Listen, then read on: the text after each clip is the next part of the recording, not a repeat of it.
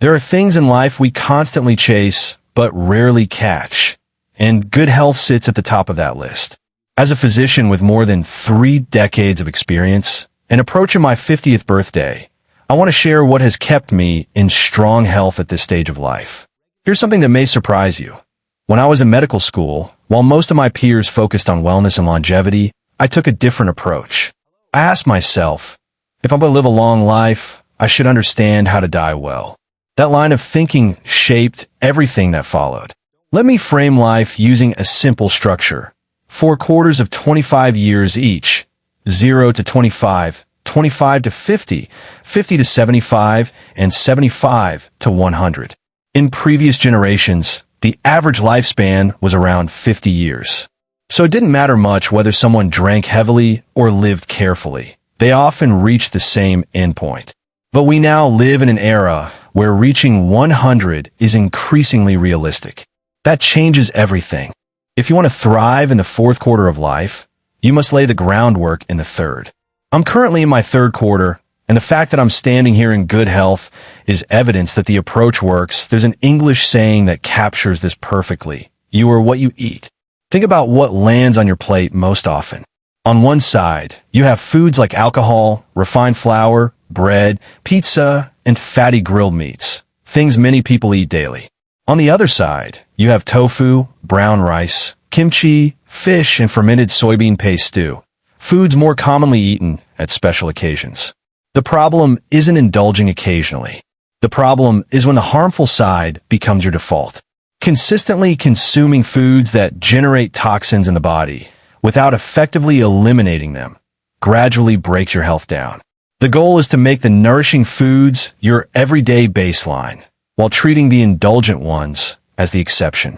Now, here's something worth smiling about literally. When we smile, we engage the same jaw muscles used when chewing. And from a cellular standpoint, those muscles don't distinguish between a genuine smile and the act of chewing. The cells simply register movement and respond accordingly. I've observed this with cancer patients. When a patient reaches a critical stage and can no longer chew, the prognosis worsens significantly. The ability to chew signals that life still has traction. For those of you in your 20s and 30s, every meal is an opportunity you shouldn't waste. Chew thoroughly. It's one of the simplest and most underused health tools available to you. Consider this analogy. If the passing score on an exam is 60, then a score of 59 is a failure, just as much as a 0. Emotionally, 59 feels close. Objectively, it's still a fail. Your body operates by the same logic. You don't need to achieve a perfect score in health. You simply need to remain consistently above 60. That's what separates people who age gracefully from those who struggle. So how do you stay above 60? You build a personal routine and you stick to it for years, not weeks. Here's mine.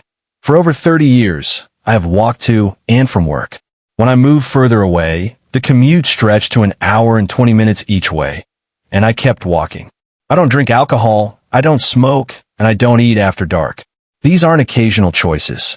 They're ingrained habits that have compounded over decades. Now, let's look at the bigger picture. Life expectancy in Korea has crossed 90 for the first time. 90. 7 years for women, 86. 3 for men. But here's the critical caveat. Healthy life expectancy has actually dropped by more than 5 years. That means people are living longer, but spending more of those extra years ill. The goal isn't just a long life, it's a long, functional life. A typical Korean's day breaks down roughly like this. 7 hours sleeping, 8 hours working, 2 hours eating, 2 hours on a phone, and 5 hours managing pain or discomfort. Of those categories, the only one we can meaningfully reduce is the time spent in pain. That's the real target. Research has identified 3 periods when the body ages most rapidly.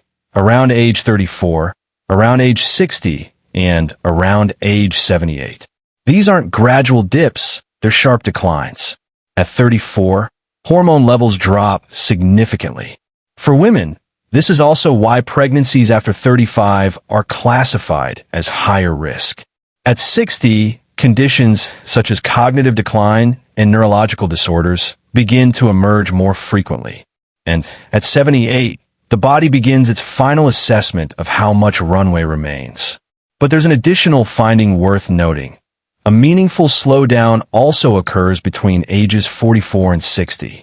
The key reason: alcohol metabolism begins to deteriorate around age 44. The liver's ability to process alcohol efficiently starts to decline at that point.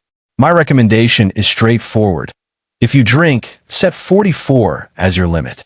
After that, it simply costs your body more than it's worth. Then at 60, carbohydrate metabolism slows considerably. At that stage, reducing carbohydrate and sugar intake while increasing protein consumption and physical activity becomes essential.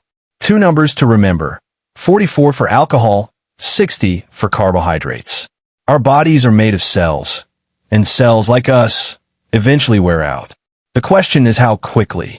Many people spend 20 or 30 years demanding their digestive system perform without giving it any meaningful support. It's worth reconsidering that approach. One practice I've maintained for over 30 years is intermittent fasting, typically a 12 to 16-hour window without food. If your last meal is at 7 p.m. and you don't eat until 11 a.m., the next day, you've fasted for 16 hours. The purpose isn't restriction for its own sake. It's to give your stomach and intestines the time they need to clear waste properly. Now, here's something most people overlook. Carbohydrate digestion begins in the mouth, not the stomach. Saliva contains the enzymes required for that initial breakdown. If food is swallowed quickly without thorough chewing, the stomach, which is primarily designed to break down proteins, has to compensate by physically churning the food.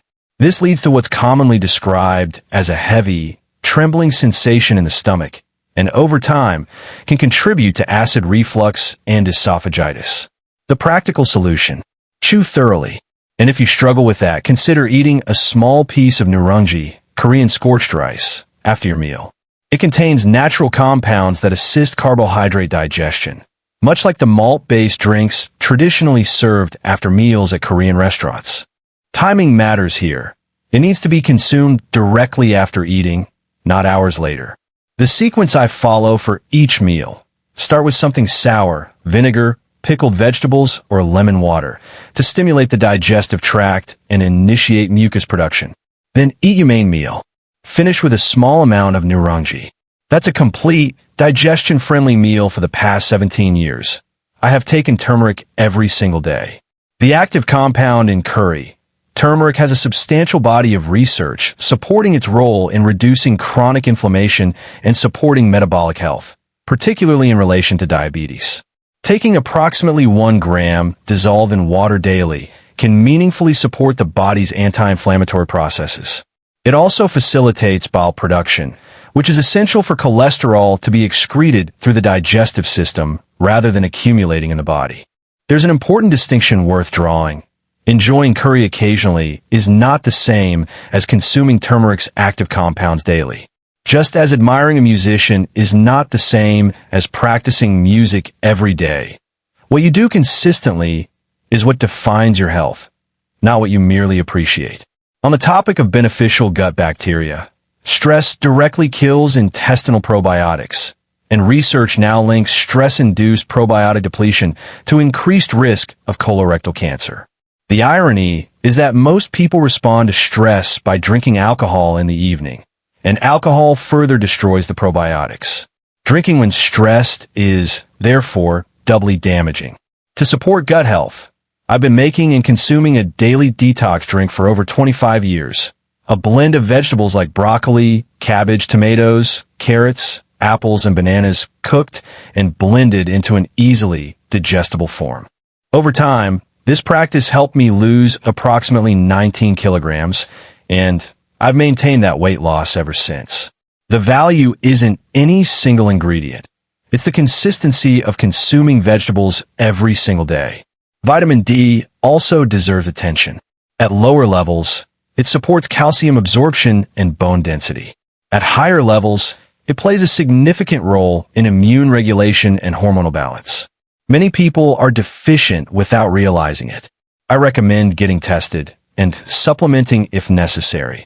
either through daily capsules or through less frequent higher-dose injections, though the latter can cause uneven blood levels. Let's talk about insulin, the hormone that regulates blood sugar, blood lipids, and blood pressure simultaneously. Managing insulin well is arguably the most efficient way to address diabetes, high cholesterol, and hypertension together. Here's a useful mental model.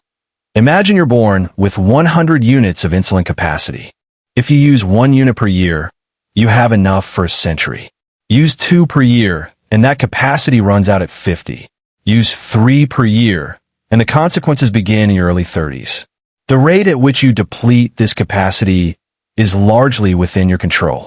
Behaviors that accelerate insulin usage, eating late at night, eating rapidly, chronic stress, poor sleep, and emotional volatility. Each of these requires your body to mobilize additional insulin to manage the metabolic aftermath.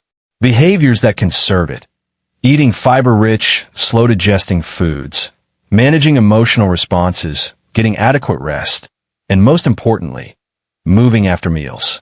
Blood sugar peaks shortly after eating, and even light movement at that moment significantly reduces the insulin demand placed on your body. Lying down immediately after a meal is one of the worst habits for metabolic health. The goal is also to reduce blood sugar variability, not just the average level. A swing from 90 to 10 causes far more cellular damage than a stable range between 49 and 51, even though the average might look similar. Large fluctuations in blood sugar, in emotional states, in lifestyle patterns, all leave residual damage. Stability is the objective. Here's a framework I find useful for understanding the body. Think of the brain as an electrical outlet, the spinal cord as a power strip, the nerves as power cables, and your organs as the appliances. When an appliance stops working, the instinct is to replace it. But the real question is the signal getting through? Is the cable intact? Is the connection secure? Many so-called unknown illnesses are actually disruptions in the body's signaling network. Addressing the connection, rather than just the symptom, is often the key to genuine recovery. This principle extends beyond the physical.